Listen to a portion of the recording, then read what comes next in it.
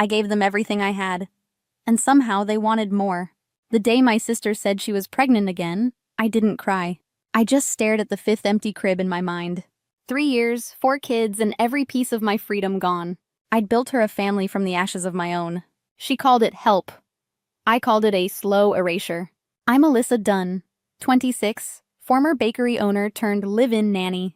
I worked double shifts at a coffee shop, studied design at night, and still got blamed when the kids forgot their lunches. She said I owed her rent for the room I'd barely slept in. I smiled instead of breaking. That was her mistake. Because when I finally broke, I didn't yell. I planned.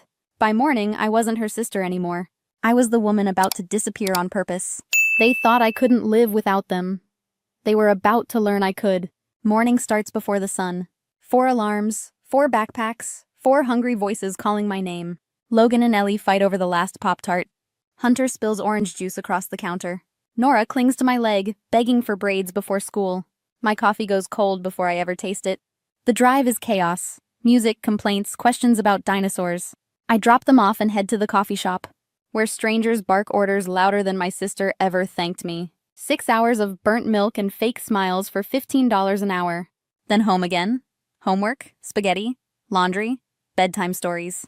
Rinse, repeat, survive. Cheryl works nights, sleeps days, and calls it sacrifice. Blake lounges, jokes about teamwork, never lifts a hand. You're so good with them, Cheryl says, like it's praise.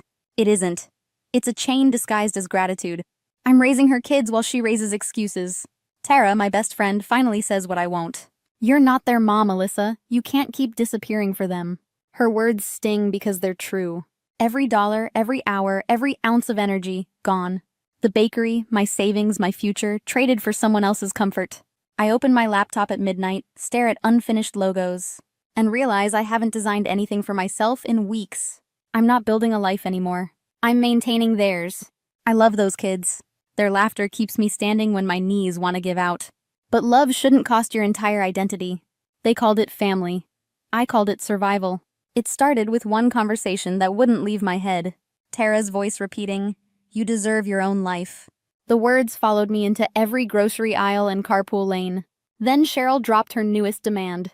"You should quit the coffee shop," she said, tone sweet and sharp. "Be here full-time for the kids. Maybe chip in rent, too." Blake leaned back in his chair, smug. "It's only fair. You live here for free." Free. That word cracked something in me. Free people don't feel owned. I stared at the kitchen wall, breathing slow to keep from exploding. "I already do everything," I said. "School runs, meals, homework." Cheryl crossed her arms. "That's not enough. My future, my classes." She called them hobbies. When I refused to quit, she turned cold. "You owe us, Alyssa. Don't forget whose roof you're under." That night, I called Tara again. "She thinks I owe her my entire life," I whispered. "You don't owe her anything," Tara said. "Boundaries aren't betrayal." Her words hit harder than any argument. I opened my laptop and started searching rental listings. Tiny studios downtown, nothing fancy, but they were mine. My savings from the failed bakery, $3,000. Just enough for a deposit and 1 month's rent. I made a list, scribbling numbers in a notebook. $1,500 for rent, $500 for food and bills. 30 hours a week at the coffee shop could barely cover it, but barely free was still free. For the first time in years, I felt something close to hope. I started teaching Logan how to cook simple meals, showed Ellie how to pack lunches, fold laundry. I didn't tell them I was leaving, not yet. I was preparing them, quietly, the way mothers prepare storms. Cheryl noticed the shift. "You're acting weird," she said, catching me checking listings. "Just planning," I replied. She scoffed, planning to bail on us, typical. Her voice was venom wrapped in exhaustion. At night, I folded my clothes into neat stacks, tucked my sketchbook between them like a secret. Each fold whispered, "Almost there." I'd wake before dawn, watch the sky blush pink, and imagine what silence would sound like without demands. I'd imagine a place where my name wasn't a command. When guilt crept in, I reminded myself of truth. Love doesn't mean servitude. Family shouldn't feel like a full-time job without pay. I'd carried them long enough. It was time to stand on my own feet, even if they shook. I didn't argue. I couldn't. You can't reason with someone who benefits from your silence. So I stayed quiet and packed a little more each night. I wasn't leaving them. I was leaving her. The day I finally left, the house was silent. No slammed doors, No guilt speeches. Just goodbye in my head. My car held 2 suitcases, a laptop, and 3 years of exhaustion. The studio smelled of paint and freedom. Both new, both terrifying. I texted Logan. Pizza night soon, promise. Cheryl didn't text at all. Good. 3 days later, an unknown number flashed on my screen. "This is Officer Doyle, Madison Police Department," the voice said. My stomach dropped. "Your sister filed a complaint. Theft and property damage." For a moment, I forgot how to breathe. I drove over, heart pounding, replaying every goodbye I'd kept too polite. Cheryl stood on the porch, righteous fury in her eyes. She stole $500 and trashed my furniture. Blake hovered behind her, arms crossed like a bouncer. I clenched my jaw. "That's a lie." The officer gestured inside. "Let's see." The sofa had 1 torn cushion. The washing machine sat silent, unplugged. "This tear looks old," Officer Reed said. "And that wire's worn, not cut." Cheryl's voice rose higher. "She knew where I kept the cash." "Then show us the drawer," Doyle said calmly. Logan appeared in the doorway, pale but steady. "Mom's lying," he said quietly. "That couch has been broken for months. Hunter spilled juice on it. And the washing machine? She broke it last week." Cheryl froze. "Logan, stop!" He didn't. "She spent that money on groceries. She just forgot." Silence heavier than judgment filled the room. Officer Doyle exhaled slowly. "No evidence of theft." "Ma'am, false reports can lead to penalties. Consider this a warning." They left. Cheryl's face crumbled, rage collapsing into shame. I didn't gloat. I didn't say I told you so. I just looked at her and saw the stranger she'd become. Outside, Logan followed me to the driveway. "You don't deserve this," he said, voice shaking. He was 15 but carried a lifetime of seeing too much. I hugged him, whispering, "You did the right thing." He shrugged. "You always did, too." That night, I sat in my tiny apartment, lights low, hands trembling. The quiet felt heavier than noise. I realized freedom doesn't come wrapped in celebration. It comes in aftermath, the kind that burns, then heals. My phone buzzed with missed calls, Cheryl's name flashing again and again. I let it ring. I'd already answered enough. In the silence that followed, I made a promise to myself. No more living as an apology. No more shrinking to fit someone else's comfort. The weight I carried wasn't guilt anymore. It was peace. The truth finally spoke. And it wasn't hers. She called the cops on me, but her own son told the truth. After the police incident, Cheryl went quiet. But silence from her was never peace. It was planning. 2 weeks later, Tara called. "She's posting online, Alyssa. Telling everyone you abandoned her kids after stealing money." I stared at my screen, heartbeat heavy in my ears. Even freedom came with claws. The posts spread fast. Her friends shared them, family whispered. And people I hadn't seen in years messaged, asking if I'd really done it. I didn't defend myself, not at first.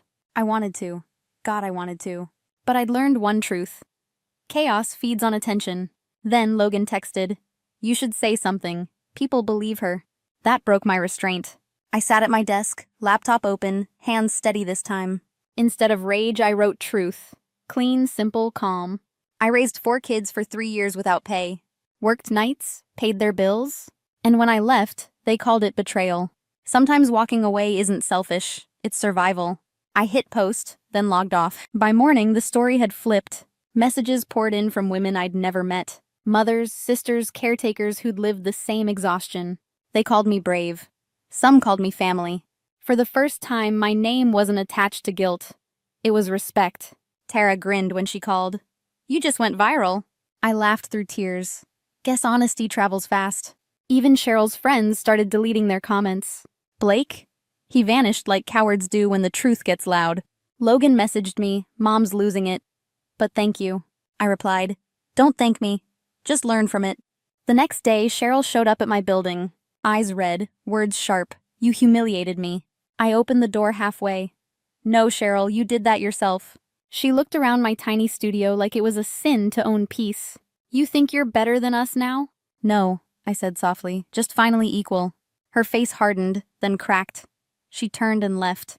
My small studio became more than a room. It became proof. Proof that peace doesn't come from running, but from standing your ground when no one else claps.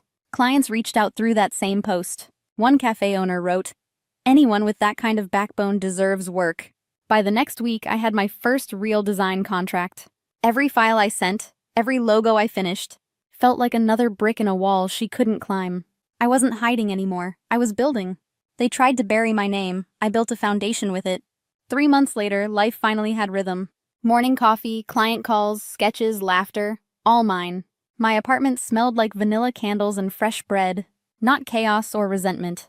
Tara stopped by every week, and sometimes she'd bring updates from the kids. Logan got his driver's permit.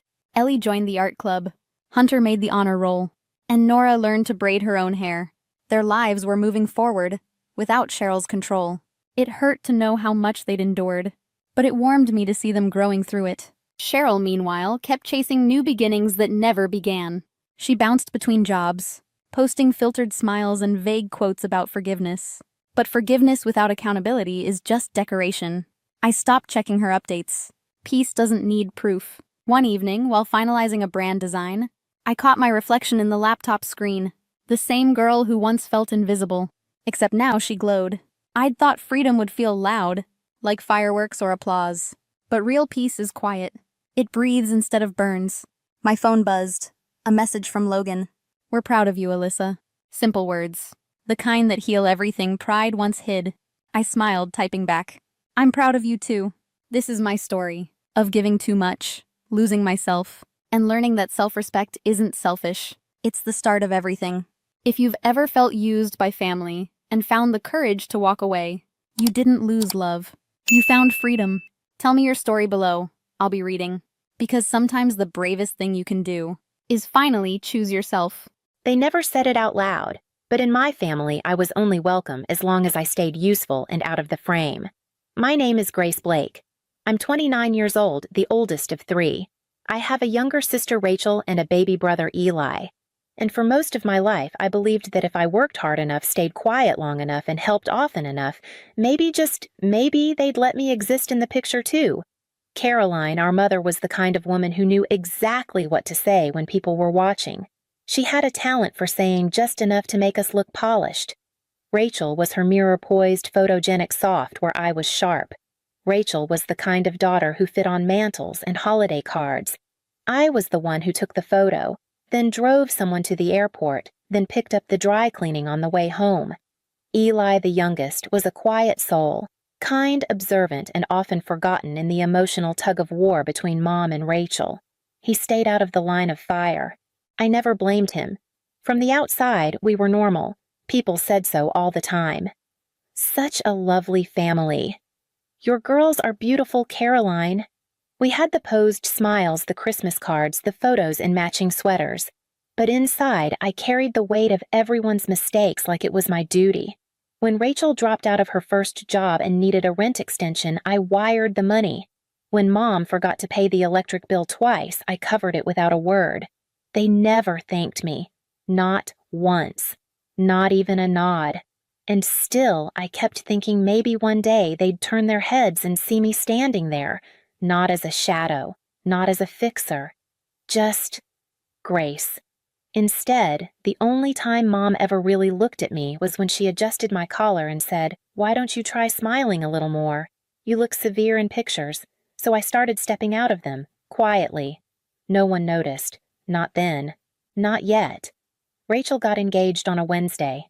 I remember because I was in line at the pharmacy holding a bottle of shampoo and half listening to a toddler scream 2 aisles over when the text came through. A photo of her ring and the caption, "He did it." We weren't close, but I was happy for her. I texted back a sincere congratulations, asked how he proposed, told her I'd love to help with anything she needed. I even offered to cover part of the honeymoon quietly without announcement. Just a gift. Rachel didn't reply right away. When she did, it was one word TX. I let it go. Maybe she was overwhelmed. 2 weeks later, while I was finishing up emails at work, my phone rang. It was Mom Caroline Blake. Her name lit up the screen, and for a second I thought maybe she was calling to invite me to something. I picked up. She didn't say hello. "Don't even think about showing up to the wedding." Her voice was sharp, final. I blinked. I wasn't planning to make a speech or wear white mom. I was just going to show up. "Exactly," she said. Then her tone shifted into that syrupy softness she always used when saying something cruel. "Grace, you've never exactly looked the part. You dress like you're on your way to a job interview, an underpaid one, and you hover. It's unsettling. I felt the words slide under my skin, every old bruise waking up at once. Then, from somewhere nearby, I heard Rachel's voice, light and laughing like none of this was real. Tell her she can send a gift, though. She's still good for that, right? I didn't say much after that. Just sat there, hand resting on the edge of my desk. All those years, all that effort, the money, the favors, the things I didn't say, the things I didn't ask for. All of it, and now I wasn't even allowed to sit in the background. I was the stain on their perfect photo, the one they didn't want to Photoshop, just erase. And the worst part, they didn't even think I'd question it. I didn't cry. I didn't scream or call back or send a long, angry message. I didn't ask why. I already knew. Somewhere deep down, I'd always known. Instead, I smiled. It was the same smile I used to give managers who assumed I'd stay late without asking. A small, practiced thing. The kind of smile that lets people think you're folding when really you've already stepped away. That night, I logged into the travel portal where I'd scheduled Rachel's honeymoon package. I'd sent the Ford $200 transfer weeks ago, a quiet gift no one asked for, but that I thought might finally stitch me into the fabric of their lives. I reversed it in under 10 seconds. Then I took a screenshot. No caption, no anger. I sent it to Mom. A moment later, I added 4 words I wouldn't want to ruin anything. I knew she saw it. She always reads her messages even when she doesn't reply. That was the first step. Not revenge, just disengagement. Afterward, I closed my laptop, made myself tea, and sat on the couch in silence. Not the kind that screams or echoes, but the kind that hums gently when something's finally been put down. Later that night, I opened a folder I hadn't touched in months, my investment files. A while ago, after COVID shuttered half the events industry, I'd quietly bought into a handful of struggling venues. One of them stood out. Rosehaven Estate, white gazebo, manicured lawns, overpriced brunches, and Rachel's most recent Instagram post had it tagged with a giddy caption. Finally booked my dream venue, I stared at the screen, unmoving. Then I opened the contract, cross-checked the address, pulled the internal memo, confirmed my authority. Not only did I partially own Rosehaven, I had final approval power over all large-scale events, including weddings. I didn't feel triumphant. I didn't feel anything yet. I just sat there, tea growing cold, thinking she booked a place I built. And still, they think I don't belong in the picture. I didn't rush. The next morning, I took my time, showered slowly, brewed good coffee, opened the Rosehaven documents one by one, like I was laying out linens. I wasn't angry, just attentive. In a way, I hadn't allowed myself to be for a long time. The reservation for Rachel's wedding had been confirmed. The guest count, the catering details, even the string quartet, they were all there. The contract was signed 6 months ago under Jason's name, her fiancé. That's when I saw it, page 9, line 15. A clause I'd insisted on including when we restructured after the pandemic, full payment due 10 calendar days prior to scheduled event. Failure to comply constitutes forfeiture of booking without refund. Not delay, not penalty. Forfeiture. I checked the wedding date again, April 27th. Today was the 15th. 12 days. I clicked through the payment history.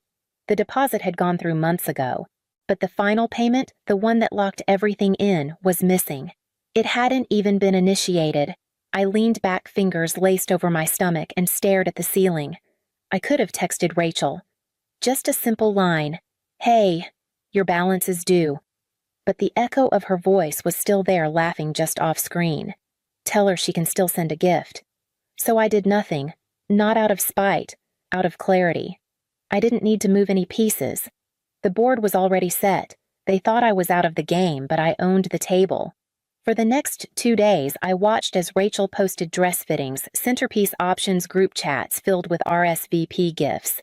I watched Mom upload countdown photos to Facebook. 12 days until our baby girl walks down the aisle, no one contacted me.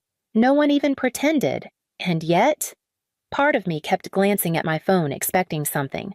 Not an apology, just a flicker of recognition. A maybe. A crack in the silence, but there was nothing, just the old hum of being unseen, the one I'd known all my life. Only this time I wasn't reaching for the light. I was letting them sit in the dark. On the morning of April 17th, I let myself sleep in. When I woke, the sky was soft and gray, the kind of weather that made you want to stay quiet. I made breakfast eggs toast nothing fancy and checked my inbox with a calm I didn't fully trust. Still no payment, no message. Just silence. Around noon, Emma called. She's the senior coordinator at Rosehaven and one of the few people in this business I trust. She didn't know the whole story, only that the Carson wedding Rachel had taken Jason's last name early, even on the booking hadn't paid their final balance. Her tone was light, but I heard the tension under it. "Hey Grace, just following up on the Carson account. I've sent 2 reminders. No response. We're inside the 10-day window now, just wanted to check how you'd like to proceed." I didn't pause. "Follow the contract," I said. Emma hesitated. "You sure they've got vendors lined up a whole Dove release during vows? It's elaborate." "So are the rules," I replied. She gave a soft laugh. "All right, deadline's midnight." I hung up and stared at my phone for a long while. Not out of doubt, but habit. I'd spent so many years anticipating their chaos, prepping for emergencies that weren't mine, plugging holes no one thanked me for fixing. But this time, I didn't move. I didn't warn them. I didn't send a nudge or a gentle reminder or a quiet rescue. They'd made it clear I wasn't family, not photo-worthy, not invitation-worthy, just a bank account with legs. So I let the clock run out. That night, at 12:01 a.m., the booking was automatically marked as void in our system. A clean flag. The space was now officially closed to them. I didn't celebrate. I just turned off the lights, brushed my teeth, and went to bed early. It was the first time in years I'd slept without checking my phone for someone else's emergency.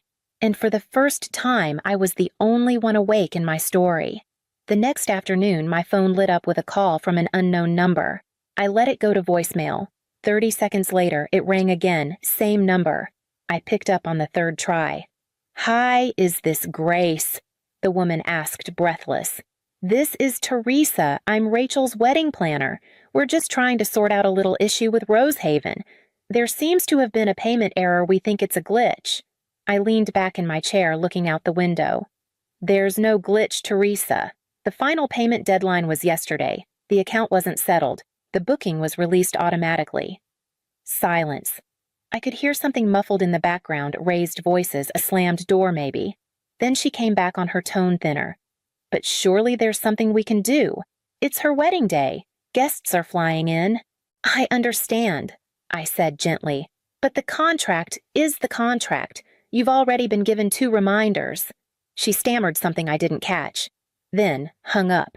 Not even an hour passed before Caroline called. "Grace?" No hello, no pause. "What is going on with the venue? Rachel is hysterical. They said the booking was canceled because of you." I didn't raise my voice. I didn't cancel anything. They missed a deadline. The system handled the rest." "But you knew," she snapped. "You could have said something."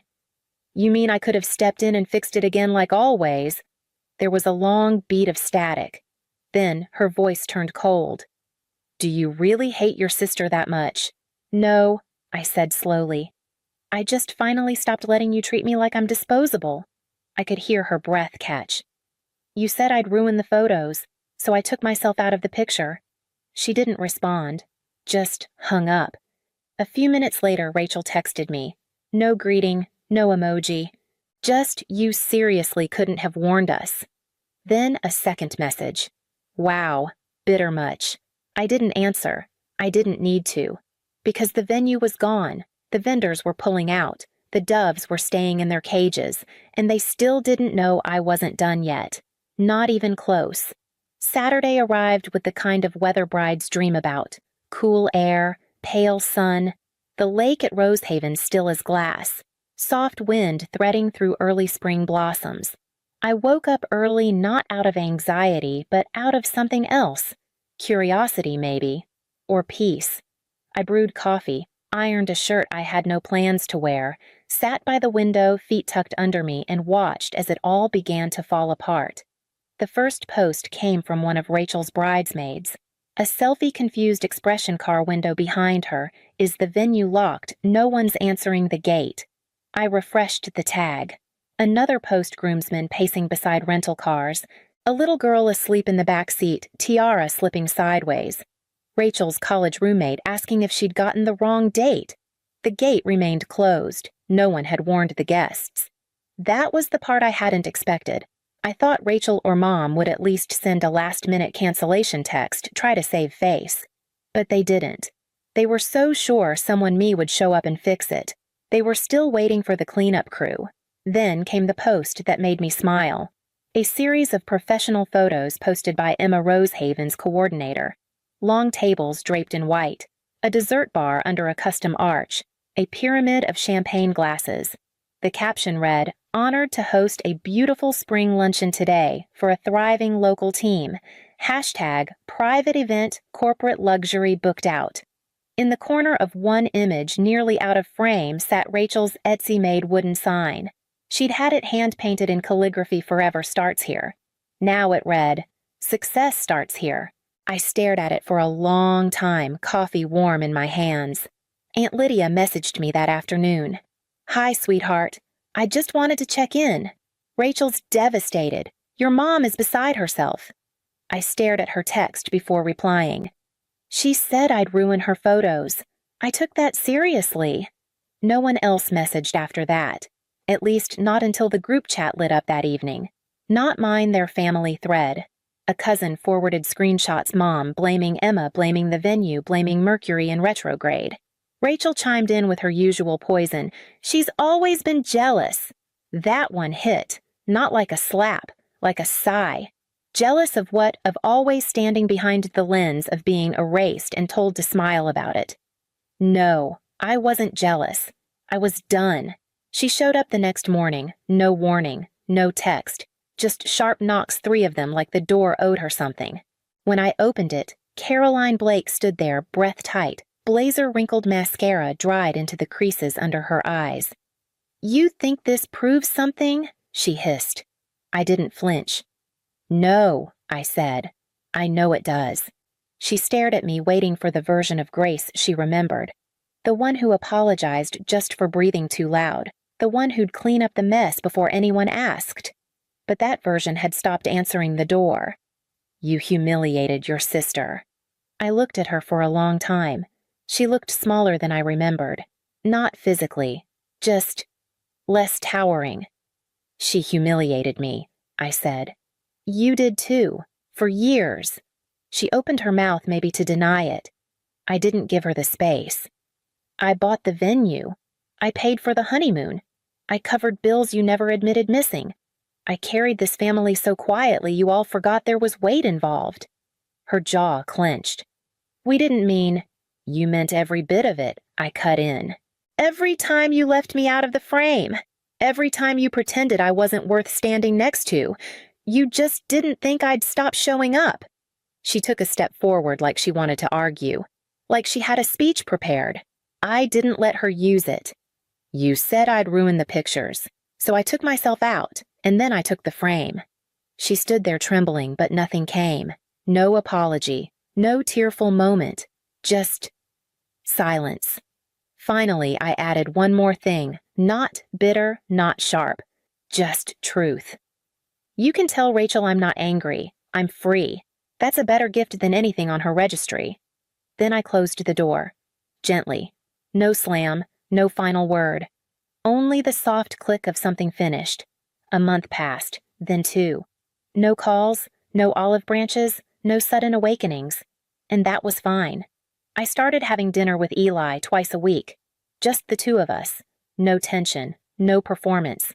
We talked about work movies, things we missed in each other's lives. Sometimes we even laughed about the great wedding disaster, as he quietly started calling it. He'd called me the day after I pulled the honeymoon fund. "If they're going to act like you don't exist," he said, "then I'm not pretending they're saints." He never raised his voice, never took sides, just showed up.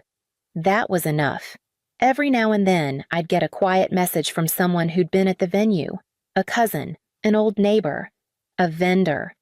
They never said it directly, but the tone was always the same. I saw what you did. I get it. You were right to step out. I didn't need their validation. I didn't need anything really, because I finally had something I hadn't tasted in years. Peace. Not the fragile kind that depends on keeping everyone happy. The kind that comes from knowing you don't owe anyone your silence anymore. I didn't post. I didn't explain. I didn't need to. They had built their lives on perfect angles, poses, and filters and curated moments. They thought erasing me would protect their picture. Instead, what I gave them was a truth they couldn't crop out. No one remembered Rachel's dress. They remembered waiting in heels outside a locked gate. They remembered champagne flutes served to strangers. They remembered asking, didn't they have help? And eventually someone whispered, maybe Rachel isn't the victim here. That was enough. They tried to write me out of the picture. So I took the frame. And I burned it. The screen behind me was filled with deployment timelines and server migration protocols, but all I could hear was the relentless buzzing of my phone. I was mid-sentence walking the executive team through a security rollout when the vibrations intensified 3, 4, 5 in a row. I paused. I never stop a presentation, especially not one this important, but something in my gut twisted. I excused myself with a quick, give me one moment, and stepped out. In the hallway, I unlocked my phone and stared. The first message was from my mother. You're not invited, Serene doesn't want you there. I blinked, thinking I'd misread. The next message rolled in as if on cue. There's been a change of plans. Serene feels you've been making the wedding about yourself. Caleb's parents offered to help, but they asked for a drama-free day. My hands trembled. I scrolled further. Please don't overreact. She just wants this day to be perfect. We hope you can understand. Understand. After covering the venue deposit, after paying for the catering photographer rentals over $98,000 in expenses, each one transferred from my account with the quiet hope that maybe, just maybe, it would bring us closer. And now I was being erased, sanitized from the day I'd made possible. I felt the pressure build behind my eyes but forced myself to stay upright. My pulse thundered. I texted my mom back one word. Why? Her typing bubble blinked for a long time before disappearing entirely. Back inside the conference room, the air felt heavier. I picked up the clicker and finished the presentation autopilot in full control. No one noticed the shift. Or maybe they did, but no one asked. That night, I sat on my couch, the messages still open. My jaw clenched. I wasn't just excluded. I was discarded. And for the first time in my life, something inside me didn't wilt. It burned. In our house on Rosewood Street, roles weren't assigned, they just happened. Serene got the sparkle. I got the clipboard. When the pipes burst during a winter freeze, it was me who Googled emergency plumbers while Mom paced. When Dad forgot the electric bill again, it was me who called the utility company and arranged a payment plan. I was 12. Serene's still figuring herself out, Mom would say whenever I pointed out the imbalance. You've always just known what to do. I began to wear competence like armor even when it pinched. Serene floated through school on a cloud of last-minute extensions and charm. I stayed up rewriting essays, color-coding notebooks, building systems where none existed. She twirled through cheer practice. I volunteered for science fairs and filed FAFSA forms by myself. By the time I graduated valedictorian, no one was surprised, just relieved I hadn't let them down. I left for college in Seattle with 2 duffel bags and a silent promise I'd never rely on anyone the way everyone had relied on me.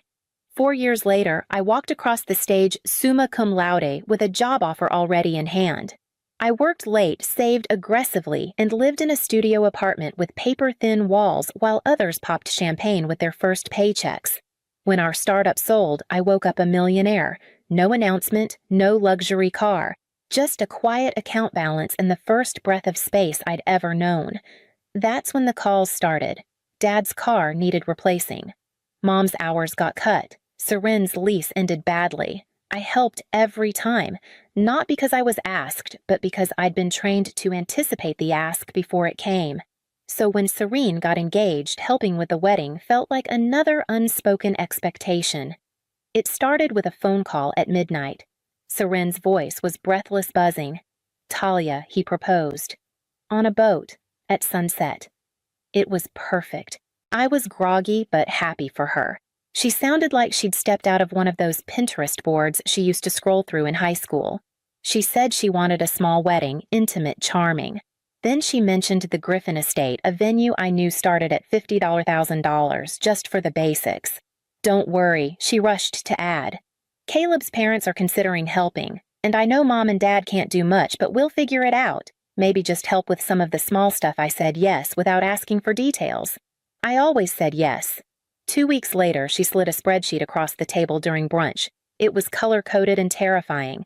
The total budget, $120,000. Small stuff apparently included the entire venue deposit, photographer, catering, and a dozen other essentials.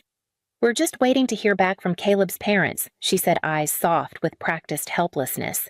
They're not fully on board yet. By the time I realized we'll figure it out meant you'll figure it out, I'd already transferred the deposit for the Griffin Estate and paid the first invoice for catering. The calls kept coming. The florist needed a rush deposit. The designer dress she fell in love with was being discontinued. The band Caleb loved suddenly had an opening if we moved fast. Each time it sounded like an emergency. Each time it sounded like only I could save the day. I made spreadsheets, tracked receipts, and convinced myself that once the wedding was over, I'd be able to breathe again, that they'd remember I made it all happen. But somewhere between the third invoice and the fifth urgent Venmo request, I stopped being a sister and started being a silent business partner, one who was never in the photos but always footing the bill. And when I finally asked what Caleb's family was contributing, Seren hesitated. They're unsure. They said maybe later.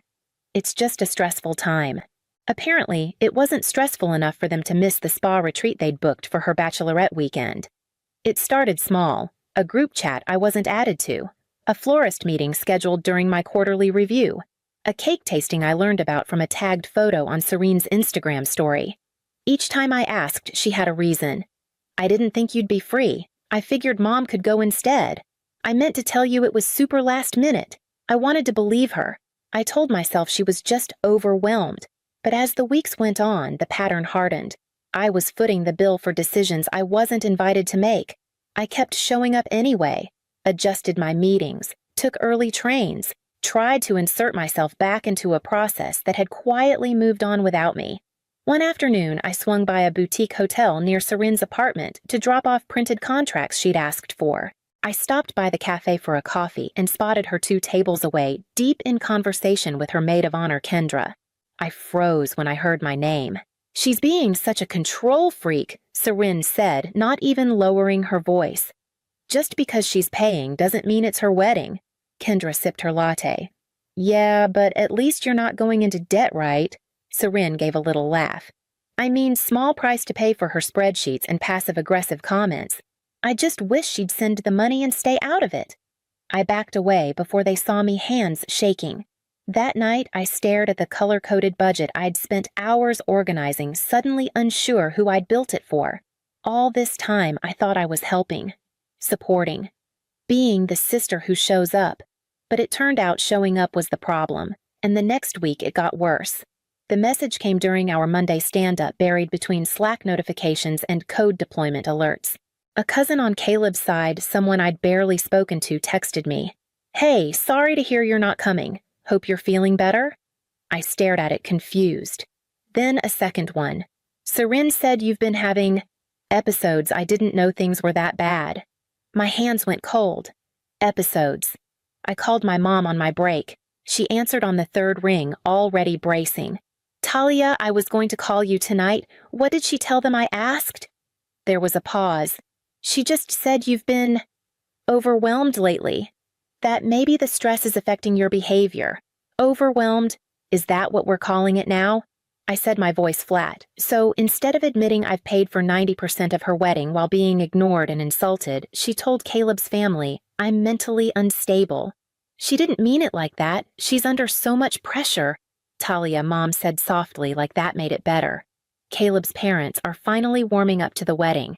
She's just afraid something will ruin it. Something like me. Silence. I'm not the problem, I said more to myself than to her. The problem is she's been lying to everyone, including you, and you'd rather protect the fantasy than admit it. Sweetheart, it's complicated. No, it's actually not. I hung up before she could say more. I stood there in my office staring at my reflection in the dark monitor screen, and something inside me shifted. Not anger, not sadness. Clarity. They were never going to see me, not unless I stopped making it so easy to disappear. And the next morning, I did something none of them saw coming. I didn't sleep that night. I sat at my kitchen table with a mug of cold tea in the glow of my laptop screen, surrounded by printed contracts, email threads, and spreadsheets I knew by heart. I had receipts for everything: venue deposit, catering, florals, the photographer, the rentals. 55 planning files color-coded and obsessively updated over the last 6 months. All of it sat in folders labeled Serene and Caleb Wedding. I opened a new document and typed 3 column headers: pending payments, cancelable services, non-refundable. I went line by line, mapping every dollar. No anger, no crying, just clarity, surgical precision. I started with the venue. The Griffin Estates contract had a partial refund clause if canceled more than 72 hours in advance. I called the coordinator, Susan, someone I'd spent months emailing back and forth. "Hi, Susan. This is Talia Rowan. I need to cancel the reservation." There was a pause. "Oh, may I ask why I'm no longer attending the wedding I paid for? And I can't keep supporting it." To her credit, she didn't push. She walked me through the cancellation, processed the refund, and even offered to send a statement for tax purposes. Next came the florist, the DJ, the rental company, the bartending staff. One by one, I reversed everything I'd set in motion. Most of the vendors were understanding. A few already knew. Apparently, word had spread fast. "You're not the first," the photographer told me quietly, "but you might be the bravest." By early evening, I had completed every cancellation I could. I transferred the partial refunds into my savings account and logged off. Then I went to the shared planning folder, the one everyone had access to, but no one had contributed to. I downloaded it all, backed it up, and deleted it from the cloud. Gone. Every seating chart, every quote, every spreadsheet. I closed the laptop and exhaled. I hadn't realized how much space it all took up physically, mentally, emotionally. For the first time in months, I felt weightless. And then my phone rang. I didn't need to look to know it was Seren. The second I answered, she was already mid-scream. "What the hell is wrong with you?" Seren's voice cracked through the phone. "The venue just called. The florist's canceled. Everything is falling apart, and it's your fault I didn't flinch. You made it clear I wasn't welcome. You're ruining my life because of your jealousy." "No," I said quietly. "I'm reclaiming mine. You wanted a perfect wedding without me, now you have neither." She sobbed, then hung up.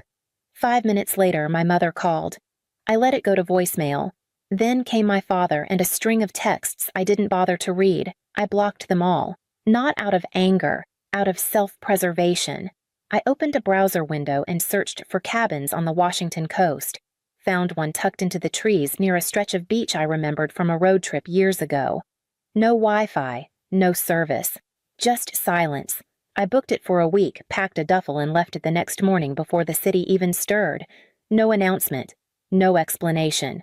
By the time they realized I was gone, I was already on the ferry, wind in my face. Phone turned off, watching the shoreline fade behind me. There was no revenge in my heart. Only quiet. Only space. And as the boat drifted toward the peninsula, I felt something uncoil in my chest, a loosening that had taken years to begin. The cabin was smaller than I expected. 1 room, a wood stove, and a battered kitchen table that became my sanctuary. I left my laptop at home. My phone stayed off. The silence wasn't empty. It was a kind of presence I hadn't felt in years. Each morning, I hiked through damp trails that smelled of pine and moss. By the second day, I brought a journal with me. Not the kind I'd kept for work or planning, but blank, unlined pages where I wrote everything I had never said out loud.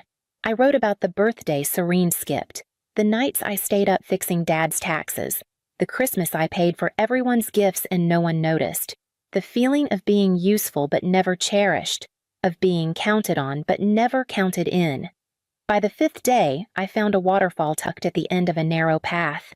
I sat nearby and tore each journal page into strips, letting them fall into the current one by one. It felt childish and sacred. When I left the peninsula, the pain came with me. But it was different. Sharper in shape, but mine now on my terms.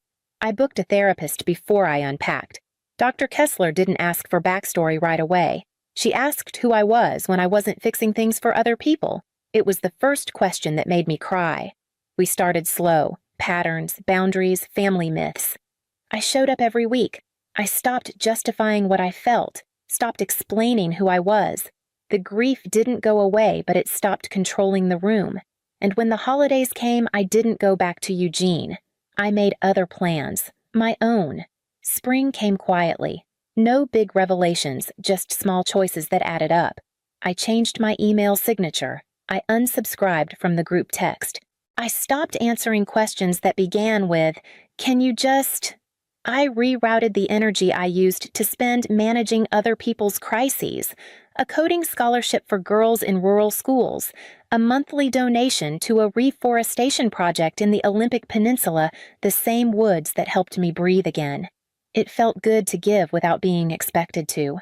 My therapist called it emotional repurposing. She said I'd spent so long being the family's emergency contact that I'd forgotten how to belong to myself. I spent Thanksgiving with coworkers who cooked from YouTube tutorials and laughed at their own burnt pies. On Christmas morning, I drank coffee in a house filled with friends who passed around board games instead of expectations. In session, we mapped out my family roles. Emotional outsourcing, Dr. Kessler explained. They made you the container. They poured their stress into you and called it closeness. I nodded, already knowing it was true. I just hadn't had words for it. We talked about guilt, too. How my parents had raised me to feel responsible for everyone's comfort. How Serene's fragility had become the axis around which our family rotated. But now I was choosing a new orbit, one that didn't require me to shrink. I stopped keeping tabs. I stopped reading between the lines of half-hearted texts. I let the silence stretch. And then, one afternoon in January, a pale blue envelope arrived in my mailbox. No return address. Just my name, written in handwriting I hadn't seen since we were kids. The envelope was soft at the edges, like it had been carried around for days before being mailed. Inside was a simple card. No flowers, no embossed script. Just Serene's handwriting, smaller than I remembered. "I owe you an apology. Can we talk? No excuses. No explanations, just those words." I read it twice before setting it on the windowsill. It stayed there for 3 days until I finally texted her Tuesday, 3 p.m., Grace and Finch Cafe. She replied with a single, "I'll be there." I arrived early, ordered mint tea, and chose a table near the back. When Serene walked in, I barely recognized her. Gone were the heels and curated waves. She wore a gray sweater and no makeup, her hair pulled into a messy knot that didn't look deliberate. "I'm not sure where to start," she said after we sat. Her voice wasn't shaky. It was quiet. I didn't answer. I waited. "I've been in therapy," she said. "Since October. Caleb and I are divorcing. He didn't do anything wrong exactly. I built my whole identity around someone else's approval. His, yours, Mom's. I kept listening. I told lies," she said. "Big ones. About you. About your mental health. I was afraid his family wouldn't accept me, so I gave them a version of reality where I wasn't the problem. And I let you carry the cost for it. Financially, emotionally, everything. I didn't feel anger. Not anymore. Just something like ache, softened by time. I'm not asking you to forgive me," she continued. "I just want you to know I see it now. All of it." We sat for a long time after that. We didn't hug. We didn't talk about the future. But when she asked if I wanted to see the program she was applying to, an early education certificate, I nodded. We weren't sisters again, not yet. But we weren't strangers either. And that somehow was enough to begin. It's quiet now, but not empty. The dining table I built from reclaimed wood has 6 mismatched chairs, each one filled tonight. Friends pass dishes, tell stories, refill each other's glasses. No one asks what I brought to deserve my seat. They just make space. Across the room, Brian catches my eye and smiles. It's not the kind that asks for anything, just recognition. We met months ago at a tech meetup I almost didn't attend. He'd asked what I did outside of work, and I didn't know how to answer. Now I do. I host, I mentor, I write, I live. After everyone leaves, I wash the dishes in warm water and soft light. On the shelf above the sink sits a small folded card. Cream paper, ink slightly smudged. I found it tucked inside a thank you note from a scholarship recipient last month. You were never the backup plan. You were the blueprint. I run my finger across the words, let them settle. For years, I gave my place at the table away and called it love. Now, I build my own. And every seat here was made with care, not apology.